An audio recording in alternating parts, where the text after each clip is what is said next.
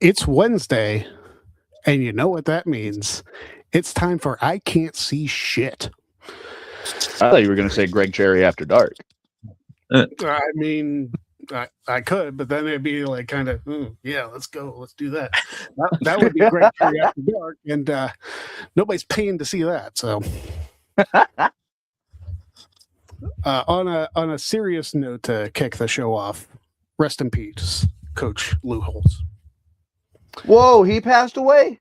He passed away. Yeah, it was a few hours ago. I saw the post. So, son of a bitch, I was at work and didn't even see the news. Yeah, rest in peace, Coach.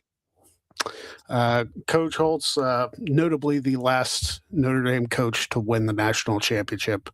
And, you know, beyond being a coach, fantastic personality on ESPN, motivational speaker, among other things.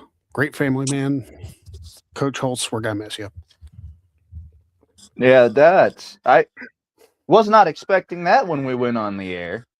Also not expecting the entire police force of Longmont to be flying by, apparently. No, well, at least they're not stopping. They're not here for me, everybody. Okay, well, that's good. So, yeah, I wanted to talk about this WrestleMania build or lack thereof, because I have no idea where they're going with any of this. And I have a feeling they don't either. Other than the matches that are already set in stone, which are Rhea and Jade, Liv and Stephanie, Roman and Punk, because the WWE title match isn't set yet because Drew and Cody is happening on Friday. Yeah. With a bunch of rumors that Cody's going to win back the title. So who knows?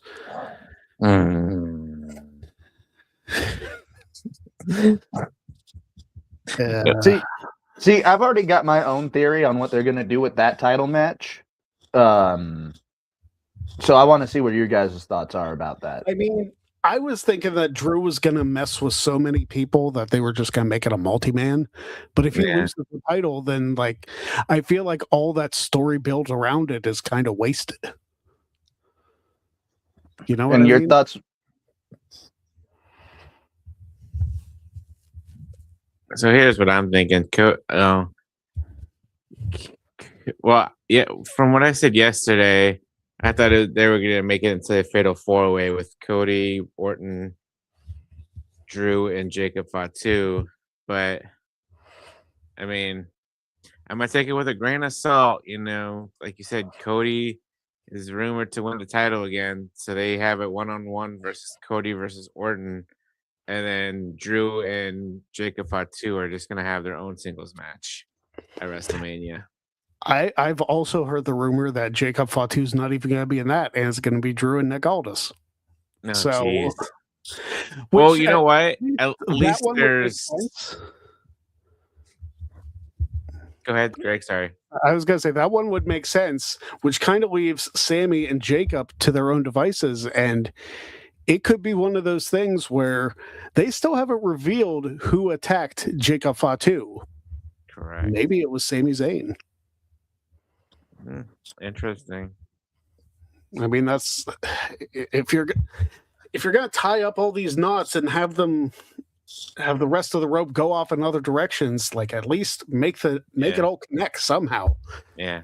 But because I mean, at least we still have 6 weeks for builds, but yeah, you know, at least they got three out of the 4 marquee matches out of the way. I mean, so after Monday, I'm thinking that it's going to be the Usos versus the Vision for the Raw Tag Team titles, because I feel like they're going to go in that direction. And then with not with Oba, but with Lesnar, if they don't pull it with Gunther or Obafemi, I feel like Seth Rollins is going to chat. Yeah, I know. I feel like because now that Seth Rollins personally attacked Paul Heyman and Lesnar and Heyman are on good terms, I feel like they're going in that direction. I could be totally wrong about all this, but this is from what I saw after Monday Night Raw. I'm detecting, putting the clues in there, and I can Mhm. but like I said, this is all foreshadowing. They could be screwing with us, and they could be a totally different direction. But I mean, before Elimination Chamber, I really wasn't all that hyped for WrestleMania. But then after the Elimination Chamber and after seeing Monday Night Raw, um, I'm a little bit more excited for WrestleMania. But I want to see where they're gonna go with all this, especially with after Friday to see what they do. So Yeah, and like I've mentioned this before, at the end of the month, I'm going to SmackDown live in Pittsburgh, which hopefully my vision clears up so I can actually see anything. Because I've been I haven't been able to see far away for like 5 days. I was just about to ask, like, what? Let's, wrestling aside for a second, what's going on there? I don't know. Like I went out to grab more stuff from my old house from my ex-wife, and then I was driving home Saturday night, and I could not see. Now, Like so I it can was like see. middle of the day that your vision went out, or was it like you Um, woke up and couldn't really see? No, I woke up fine. Like I didn't even notice anything was wrong until like I went to leave, and I'm not sure what the deal with that is. I'm not sure if it's like an allergy thing, but like I cards on the table. I work 2 jobs. One of them is at Walmart on Sundays. The other one right now is only temporary. So I didn't have any insurance. So what I did today, I freaking bought insurance, vision insurance for myself so that I could go to the eye doctor and figure out what the hell's going on. Weird question.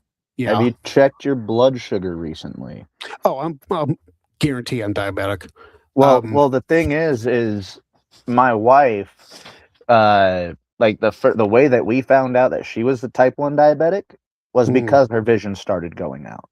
She went to the doctors, or like to the eye doctor, and they checked it out, and they were like, yeah, it's hazy, like you're getting cataracts, but with our age, cataracts is like a couple years off, Yeah. good handful of years off. So yeah, so like, go get that checked, brother. Yeah, once I get insurance, like full blown insurance, I'm going to get doctor checked out, dentist checked out, all that stuff. And here's the weird thing: like if I hold my glasses like this, I can see everything clearly. So it might, like, I'm sure the blood sugar might have something to do with it, but I might just need a new prescription because it's been 2 years. Because you figure, last year I didn't take care of myself at all because everything went down. Yeah. So I didn't go to any of my appointments or any of that. So now I have to make up ground, and I've had these glasses for a couple of years now. So yeah, I'm hoping it's nothing more severe than that, but there is that possibility. I have been Here's hoping, man, because man, here's hoping. But yeah, you get back to a little lighter note. My theories and what they're doing with WrestleMania are, because what Big G said earlier about the Fatal 4-Way, that's where my brain is. That's where my brain is staying. We're going to have that Fatal 4-Way. There's going to be a no contest for Drew and Cody on Friday, where it's a title match at the beginning of the month. I don't think we're going to get a change. I think we're actually going to get Jacob Fatu probably crashing that match. So, because Orton's already got the match. They don't really need to do a damn thing with that story for Orton. Orton can literally just sit back and go, oh, okay, I don't care who's in the match. yeah. But for Seth, I see him facing either Logan Paul, or Seth Rollins gets a partner and faces Logan and Theory together, because all the other big boys are going to be out past Mania, I think. Unless, how long's a hernia surgery last? I mean, I feel like Braun is going to be back. He won't be back at Mania. I feel like he'll be shortly after. I think it's going to be shortly after too. But Big Bronson, he's out for. He's going to miss a couple of pay-per-views. So it could be Seth Rollins and LA Knight, because he's got problems with the vision too. I could see that. I have problems with the vision too, but that's different. But sorry, I made the joke. Yeah. I really hope that they don't go the Seth Lesnar angle, because we've already seen Seth and Lesnar at Mania. Yeah. For a title. Do we need to see it without a title? This whole vision thing has been an unmitigated disaster. Yeah. And it's really not the fault of anybody involved. It's just been cursed. And Danhausen just got there. And so it's not his fault. We got Cleaver in the comments saying 6 to 12 weeks at minimum. So we could see Braun pop up at WrestleMania, probably giving the Vision the edge in that match. Maybe. But I don't know. It'd be interesting if like Seth gets a merry band together and then it's, Seth, LA, add third person versus Braun, Logan, and Theory. I feel like with all these injuries, like the card is just being thrown together. Like it feels like 10 years ago where so many people were hurt for WrestleMania 32 that they had to keep bringing people in just to fill the show. So that said, bring back Shane McMahon for a match. Do you want to see him blow his quads out again? He'll have a brace. I just want to see Shane McMahon on my TV. Is that too much to ask? No. What was the other one that you guys were talking about? The Brock Lesnar Open Challenge. Yeah. If it's not Obafemi, I don't know what we're doing. If it's not Obafemi winning. Now here's the weird thing is apparently there's no definitive plan for Gunther at WrestleMania. How did you not have that by Royal Rumble time? If you had him beat AJ Styles and retire him, how did you not have something planned for WrestleMania? Is he just supposed to beat up Dragon Lee through WrestleMania season? Well, here's my theory. So I don't think Dragon Lee's done with him. And I'm not finished with you. This could potentially, because I think Ray's out with another injury, but I feel like I know a lot of people want to see Dom retire Ray, but I feel like with this whole feud going on with Dragon Lee, if it's not over yet, that Mysterio will come out to make the save, and then Mysterio will put his career on the line and retire at WrestleMania against Gunther. That would be crazy. I mean, you have this gimmick with Gunther now as the career killer, So you have him retire Mysterio at WrestleMania, and then a couple months later at Summer, and this is way far in advance booking, but you have Lesnar turn face, and then you have Gunther retire Lesnar at SummerSlam in Minneapolis. Oh, brother, Lesnar will never turn face again. No matter how long he's going to be the face, but I know. More. I understand what you mean, but that would be the funniest thing. That the WWE's like, oh no, Gunther ended another career, and then the crowd goes ballistic. Yeah. It'll be like when Lesnar defeated Undertaker at Mania. The crowd's gonna go quiet now. And definitely the way after Monday Night Raw happened too. I definitely think we're gonna get Finn versus Dom at WrestleMania. Oh yeah. Which now there's no title involved. Yeah. Which sucks. I mean, did you really need it? I mean, yeah. You didn't need it, but it would have been like nice to get a belt on Finn. Yeah.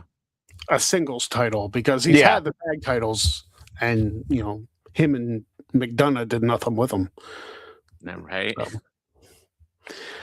I don't know. Like, I want more full-fledged stories. I know that I wish they would put, and this is just a complaint from my end, I wish they would put the Dre back on WrestleMania. Oh yeah. It was a great kickoff match, and guess what you could do? You could put it on the 2-hour fucking talk show before the show starts. And where's the women's one? They did 2 of them, and after the pandemic, they just scrapped the thing. And you're not telling me we don't got the talent pool for it? You've got more than the talent pool for it. You throw a bunch of those NXT women in there, and the women on Raw and SmackDown who aren't doing anything, you got at least, 25, 30 people? Mm-hmm. Like, that's plenty to do a women's battle royal with. You can put somebody over big with that. Yeah, you definitely have the talent for a women's battle royal. Easy. Yeah. I don't know why they got rid of it. You could have Sol Ruka win it this year, because she's going to be one of the big names coming up after Mania. Assuming she doesn't win the title, but yeah. Yeah, good point. But of course, that's never stopped WWE from bringing them up before, so who knows? Valid. I don't know. I've got a bevy of complaints at WWE, and I'm giving them a bunch of money in March. Hey, I'm gonna let you know. I am just so well versed on boats that this has helped me very much so since WWE has gone to a more greedy standpoint. The high seas have never been smoother. Yeah. Like, I feel like I could pay for a cruise ship more than I could pay for like a front row ticket at WWE. Shit, people in Vegas wish that they'd be on a cruise ship to be able to watch it. Yeah. Well, they wouldn't get blacked out on the cruise ship. And that's a crazy fucking thing to talk about too. Like, not only are you pricing out your people, but you're telling the people that travel there for like the weekend's events to go fuck themselves too. Pretty much. Crazy. They just want to drive all the traffic into Allegiant Stadium, and it's not working right now. No, it's about as successful as the Raiders are there. So why would they? My co-host catching shots for no reason. Like, why would they even think about doing anything like that? It's mind-boggling. What? I don't know. Hey, you want to know what's mind-boggling? I'd watched the Kansas City Chiefs trade away Trent McDuffie today. And for that, they got a fucking a draft haul. And I am not okay with it. Yeah, I saw that they got a lot for giving up McDuffie. But the Rams have once again said, fuck them picks. Which that doesn't leave them a ton when the draft comes to Pittsburgh, does it? No, so if I'm not mistaken, it was a first, a third, a fifth, a seventh this year, and then a third next year, right? I didn't see the complete breakdown. I didn't think it was that many picks. I thought it was... Dude, no, look it up real quick. It's ridiculous the amount of shit Kansas City got for it. Now, mind you, this gives Kansas City 2 draft picks in the first round this year. Yeah. Their 2 biggest needs are now on defensive cornerback and a running back, which they're already projected to probably be the first people to grab a running back in the draft. Why isn't it showing me? Yahoo Sports, you're useless. 4 draft picks. I didn't think they got like more than 4. Okay, so it was 4. I think I said 5. Let's see. So, along with the 29th pick in the first round of this year's draft, they receive a fifth and sixth round pick this year and a third round pick in 2027. Okay, so yeah, that's not okay. No. With the pieces that they need, those are some great spots to land in the draft. And they just released Juwan Taylor, the left tackle that jumped all the time. Yeah. I saw the Patriots were releasing Stephon Diggs. Can't imagine why. Oh, gee. We had a retirement from a 27-year-old. Mm-hmm. God, that makes me feel sick to my stomach. Imagine retiring at 27. Bro, I'm going to be 40 this year. I don't want to hear it. But yeah, Dolman from the Bears, I believe, is who retired. Tyler Murray outright got told he was getting released before the new calendar season in the NFL. That's got to feel amazing for him. Mm-hmm. Shit, we'll take him. Hey, if the Bills you guys want Kyler? Josh Allen, we'll take him. Because I'm sure the Steelers' offensive line is slightly better than the Bills, and they're just about the same amount of talent. So who knows? David Montgomery went to the Texans for a fucking bag of chips.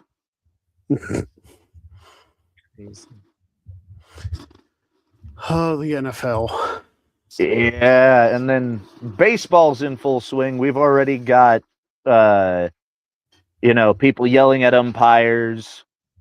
The automatic ball strike system has already been proven to work wonders given player challenges. The Steelers are releasing John. I mean, he didn't really do much for us. No. But you guys could have traded him for like a fourth or something. Nah. Listen, it's a whole new. I don't want to say it's a whole new front office. It's a whole new staff there, coaching wise in Pittsburgh. So who knows what the deal is? The thing is, Jonnu Smith didn't really add much of anything to the Steelers' offense. I don't know why you didn't have Freiermuth in there. I don't know if that was a Tomlin call, if that was an Arthur Smith call. I don't know whose idea that was to put Jonnu Smith in over Pat Freiermuth. But I'm not an executive in the NFL. It's above my pay grade. Although, being armchair football fans, we would easily be better in the front office. I mean, who isn't? What armchair football fan isn't better than than their team's front office? Yeah, that has. I know better than John Elway. Damn it! I know better than Omar Khan. I'd rather have Omar Khan than Tony Khan. I mean, Jacksonville didn't do too bad last season. No, they actually made the playoffs and gave us a run for our money. But I'd rather have Nick Khan than Tony Khan. I don't know about that, because then you wouldn't see fans in your stadium. I don't think I trust TKO. I don't think I know making all those damn decisions. I don't think I trust somebody in the front office with the name Khan. I think I might be turned off at this point. I'm trying to decide. I wonder if they're related anyway. They have to be I don't think so. I think they've said several times that they're not related, but it'd be funny if they. It'd be funny as hell if they were.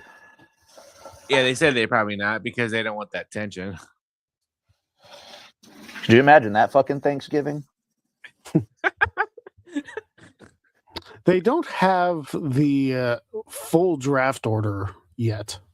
I know we're late in the draft.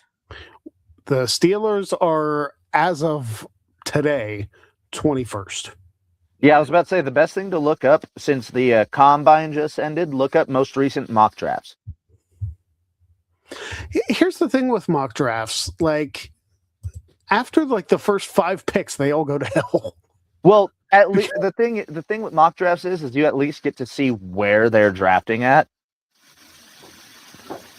because they tend to update them. I don't think the most recent one will be updated just because these happened after the combine. It does say that there are a number of players that have like special eligibility to be drafted. Several players from Notre Dame, I've noticed. What is it? What special eligibility? It just says the players granted special eligibility for the 2026 NFL draft, which means maybe they didn't graduate. Okay, that's just the first time I've heard it. I've heard that phrase used for it.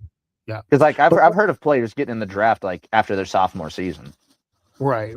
Well, I mean, look at freaking Johnny Football. He was a freshman, wasn't he? No, he was a sophomore. But a number of Notre Dame players. There were a couple underclassmen also that fulfilled degree requirements that are now eligible to be drafted. Jadarian Price from Notre Dame is one of them. He was the one who shared the field with probably the number 1 running back pick in the NFL draft this year, Jeremiah Love. I almost wish the Steelers were bad enough to be able to pick up Jeremiah Love, but he's going to be long gone.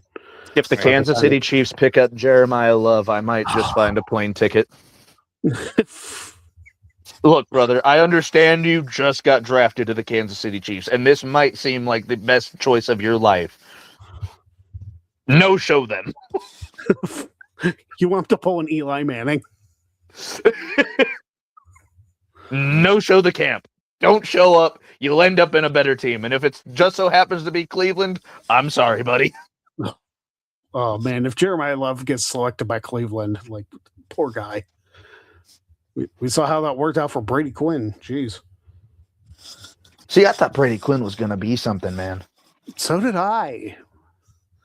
But here's the thing, and I noticed, like, sometimes talents in college don't necessarily translate to high standards in the NFL. It's kind of like when somebody comes from NXT. Sometimes somebody who is like over and champion a bunch of times, it doesn't translate to the main roster of WWE. And conversely, sometimes people who don't have a whole lot of noted success in NXT become superstars on the main roster. Sometimes people who are lower level talents in college football become superstars in the NFL. You just never know with these players. Yeah. Well, shit, look at what was the running back we drafted, Caleb Johnson or whatever? Yeah. Oh, Lord. Hey, here's hoping that kid has a bounce back season. Here's hoping. Yeah. I mean, look at the first year of Caleb Williams, too. And, like, But was that more on Ben Johnson? It might be more on Ben Johnson because, I mean, that is a difference in year 2 for Caleb. But his first year, Caleb Williams, I was notably hard on him because he came from USC. He was projected to be the greatest quarterback, actually the greatest college football player of all time, Caleb Williams, who never even sniffed a college football playoff, but he's still the greatest college football player of all time. Number got retired in college in his first season in the NFL. Yeah. Because it's a USC tradition to retire the players who've won the Heisman. Piss off out of here. And his first season went kind of as I predicted. He definitely bounced back in his second season. Ben Johnson, a big contributor to that because we saw the success he had with the Lions. However, the Bears did not win the Super Bowl. They got damn close, though. They did. I think I had a bet on there, like somewhere on Twitter, that somebody was going to find of like if the Bears win the Super Bowl with Caleb Williams that year, that I would have had to do something drastic, like be a USC fan for an entire season. Yeah, I mean, that would have been horrible. The rookies from last year had an insane sophomore season this year. Mm-hmm. Bo Nix, Drake May, Caleb Williams, all three of them absolutely showed out. And then Michael Penix kind of blew his other knee out. Yeah. If Bo Nix would have been healthy in that game against the Patriots, we would have won a Super Bowl. I don't know if you would have won a Super Bowl. You would have at least went to a Super Bowl. That Seahawks team was vicious. We would have won the Super Bowl. Okay, Matty. We can talk hypotheticals all day, but hey, that's I'm just gonna hold on to that until the end of next year. We would have won the Super Bowl if Bo Nix was healthy. Yeah. Anyway, getting back to wrestling. Watched AEW tonight. I was kind of in and out of watching Dynamite just because I don't know. I'm trying to pay attention to the stuff as it goes along. I'll probably pay a little bit more attention going into Double or Nothing because I plan on going to Double or Nothing. But I feel like something needs to be injected into wrestling to like spark it up a little bit. I have to agree, man. I've been so tuned out of wrestling for a minute. I feel like something needs to spark it. I don't know if it's like a major storyline or something, or like a dream match or something of the like, but I feel like I thought wrestling companies were just getting by through NFL season and I would pick up after that. We're in March now. Mm-hmm.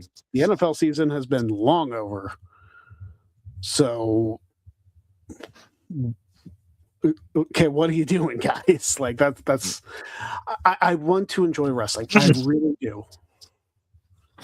And maybe it's because I'm producing a lot of wrestling content and I want wrestling to be good. Mm-hmm. What do you guys think WWE and AEW and TNA even can do to spark some interest somewhere? I mean, WWE hasn't had a great storyline since the Bloodline. Like, yeah, the best thing that they had probably going on maybe was the Vision. Like, I mean, that's not a high bar. Yeah, no. Like, I'm trying to think of something because, I mean, Roman's in and out because he's pretty much got the Lesnar schedule. That's a problem. Like I know you want to attract your biggest stars for WrestleMania, for the Rumble, for Survivor Series, for SummerSlam. I understand you want to do that. Yeah. The problem is you're showing like if you are a big enough superstar, you don't have to work all the other shows. You just show up at the right time, we'll pay you a bunch of money, and that's the way it is. We complained about that when Lesnar did it in 2015. Yeah. It is 2026, 11 years later, and now you have multiple people doing this. Yeah. But they're not complaining as much. Like I mean, I haven't really seen it, but like when Roman comes up, I mean, he's still gonna get cheered, and but yeah, I think WWE needs a good storyline. I mean, I'm still watching Raw and SmackDown. Well, SmackDown not as much, but I don't know. Yeah, they just need something to give them the spark, like you said. AEW, I've been tuned out for like the past 3 years now, and like occasionally I'd watch an AEW or Dynamite here and there, but and it's not just because Britt Baker isn't there right now, but I don't know. I don't know if it's just. I don't know if it was just not like the wrestling, but like just the absurd amount of like. I don't even know how to explain it. Like, there's something that's not clicking with me with AEW right now for some reason. Like, I don't know what it was. Like, I think for me, when AEW debuted, it was something new for all of us. Mm-hmm. You know, it was supposed to be an alternative, but now they're just catering to certain. You could say the same thing for WWE. They're catering to just the diehard fans. Same with AEW. They're just catering to the diehard fans. But I don't like I said, I don't know. Something isn't just clicking with me in AEW right now. And then as far as TNA, I mean,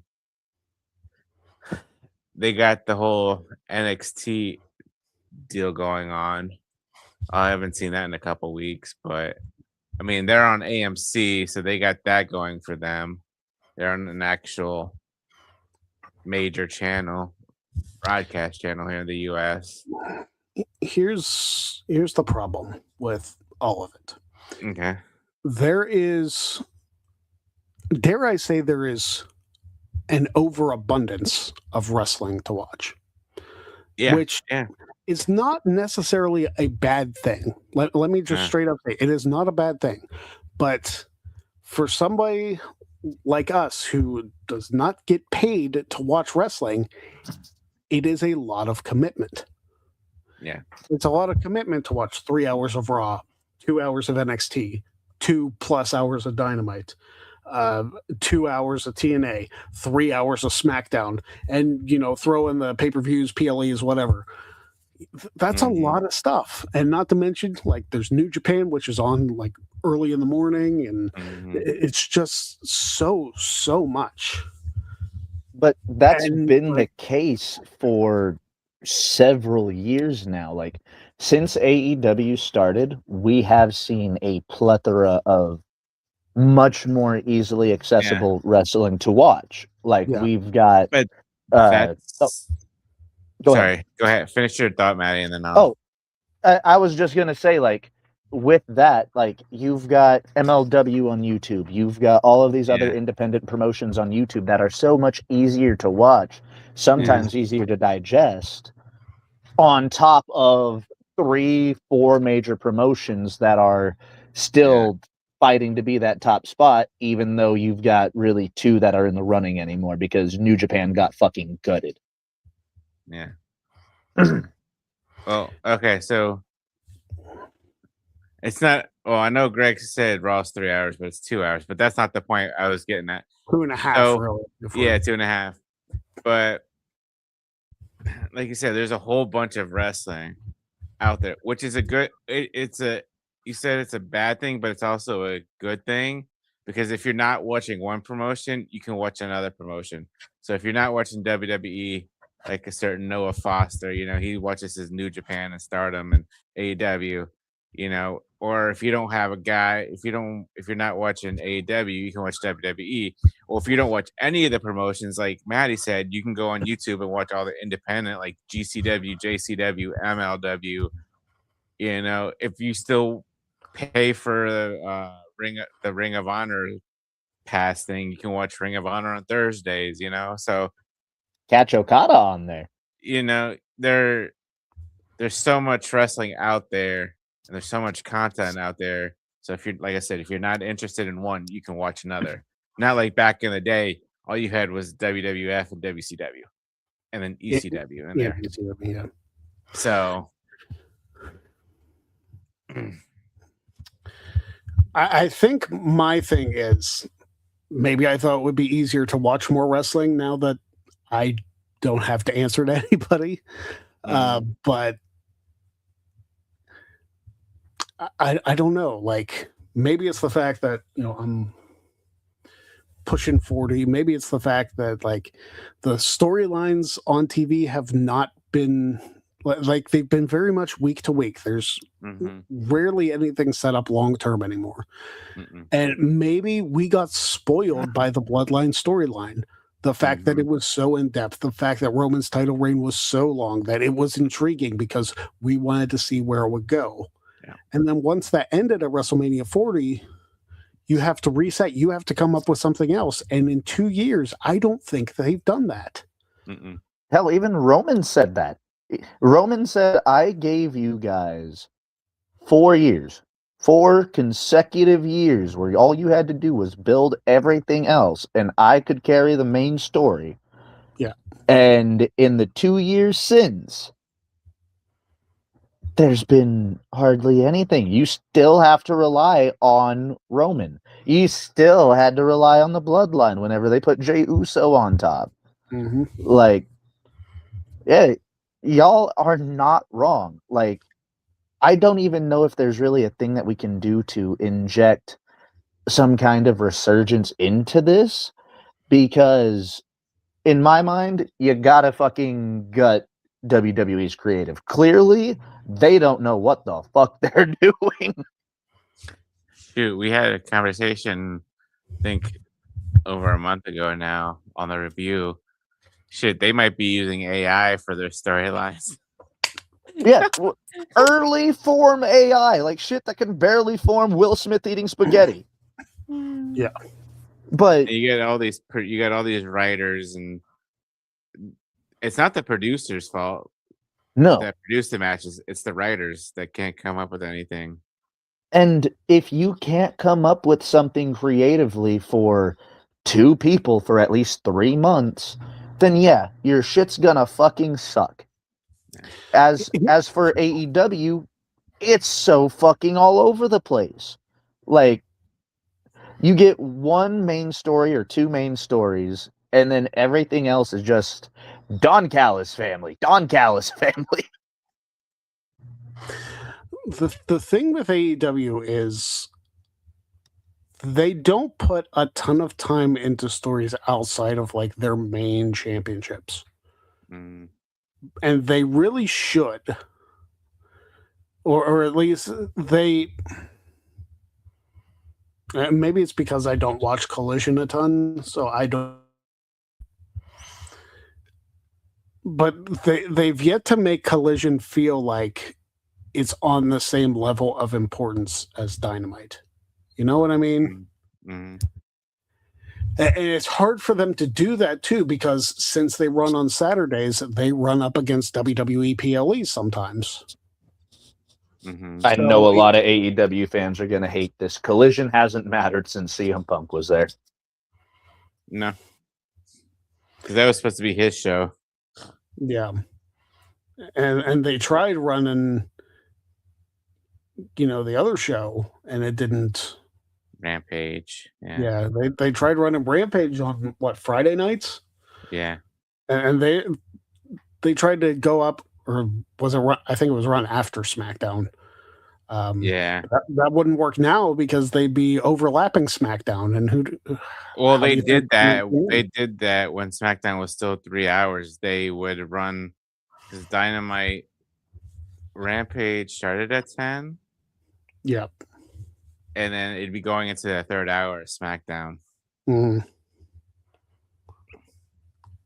Like I specifically remember back in 2021, they ran Sasha Banks versus Bianca Belair on, I don't think it was specifically a 3rd hour SmackDown, but I think it was like extra SmackDown, or I don't know what they called it. But it ran from 10 o'clock to 10:30 or something like that for Sasha and Bianca, as it should have. So AEW for the first half hour probably got screwed over by that match, but I don't know. I've stood by this statement. I've said it before numerous times. I'll say it again. If creative has nothing for the wrestlers on your roster, fire creative, because that is their job. Why is Chelsea Green not a fucking world champion yet? Chelsea should win Money in the Bank. because those segments alone would be gold. Dude, imagine what she's going to do with the briefcase. It's going to be magic. Oh, yeah. And also, speaking of the Money in the Bank, quit teasing cash-ins every single show. It's like, we know the person holds Money in the Bank. They don't need to tease a cash-in 17 times before they do it. Did you watch what TNA did with their fucking, basically that Money in the Bank stipulation?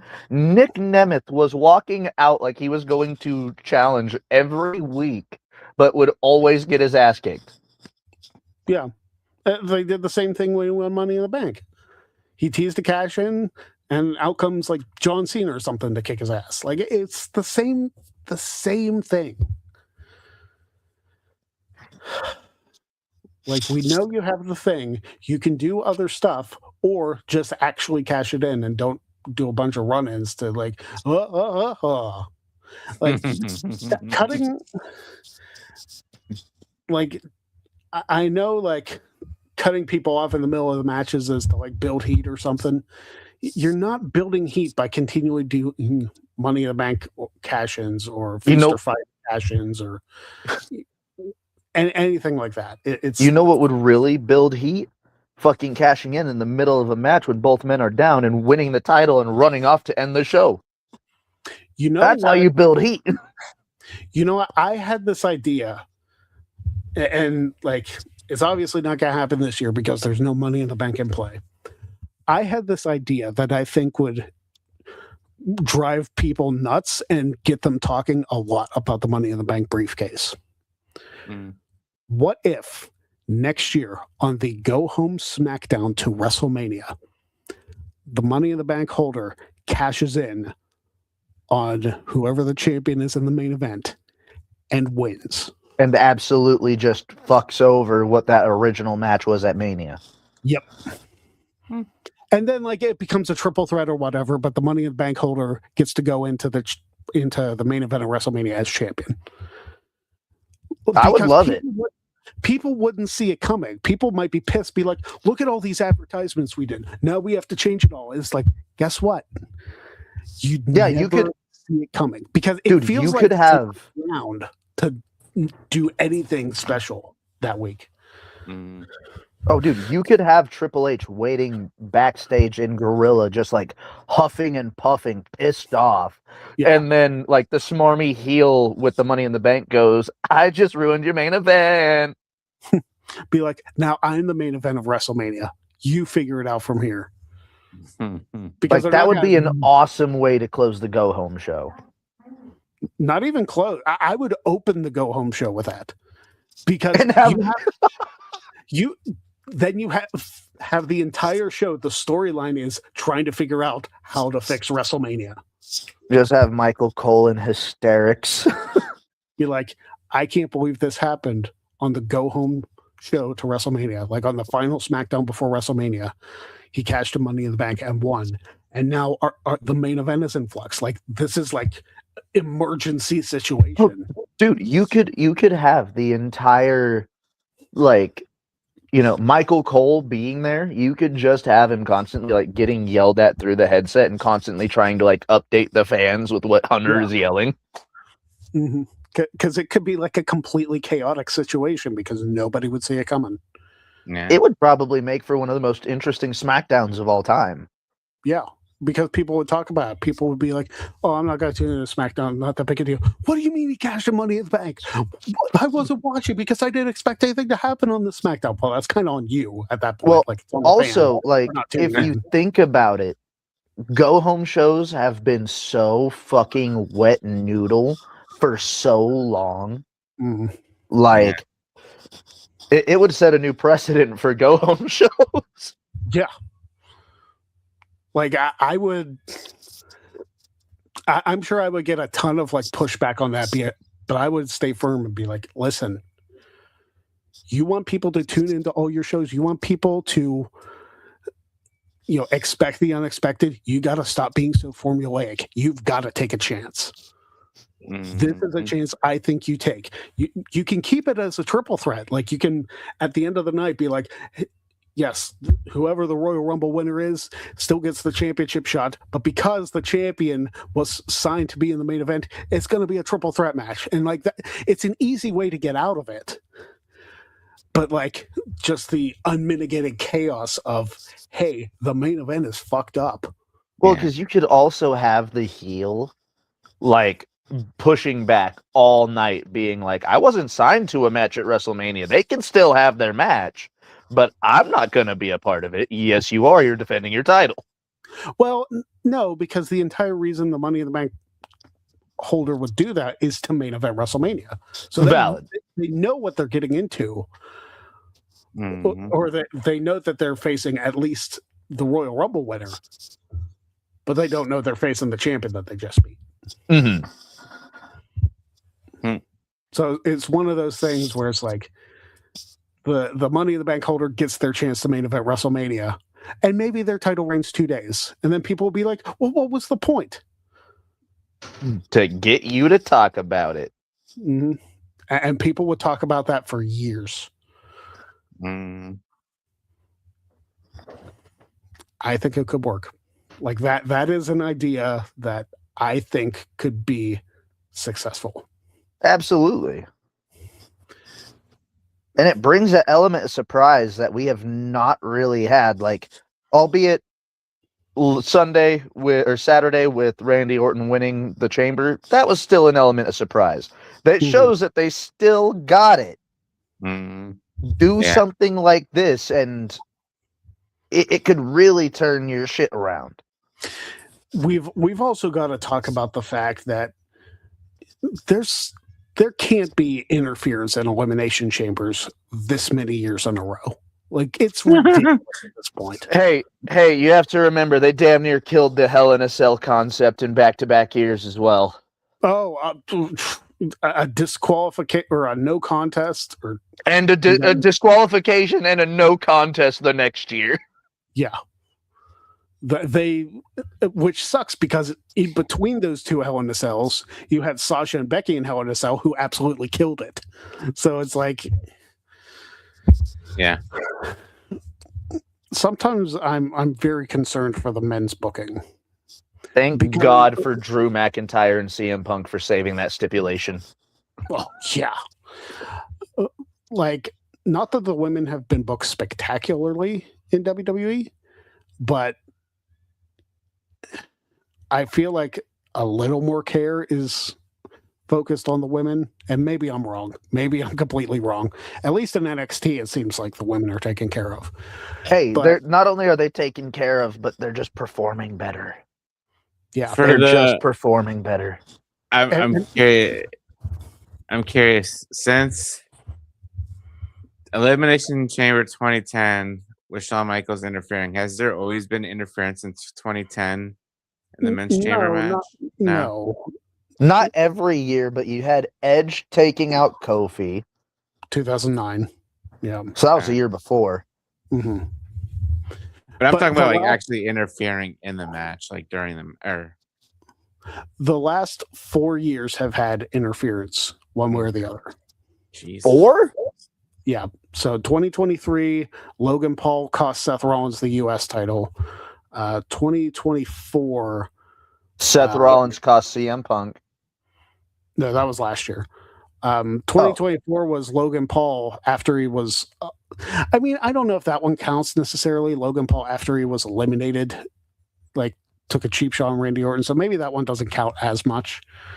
But 2025, which was also after Seth Rollins got eliminated. Okay, maybe it hasn't been 4 years in a row, but this year was egregious with leaving the chamber door open for people to sneak in. Yeah. 2014 was another one when the Wyatts interfered and then Kane interfered in the same match. It was kind of absurd. I kind of blocked that one out of memory. It wasn't a bad chamber. I just don't remember it. Yeah, 2014 was an interesting year for WWE. All right. Well, that is almost the hour. which Flew is by. crazy. It did fly by. When we get on topics, this show. Oh yeah. But I would like to thank you guys for joining us on the Greg Cherry Show. Tomorrow, Trivia Thursday, I am playing against the most recent episode of Wrestling Jeopardy with Kevin J. Callis. So check out that, see how I do. Monday, we're back with an entrance. This coming Tuesday, former Luck of the Draw champion Xenia is going to be on Greg Talks to People. And Hey! then next Wednesday, another live Greg Cherry Show. Next Thursday, another Trivia Thursday.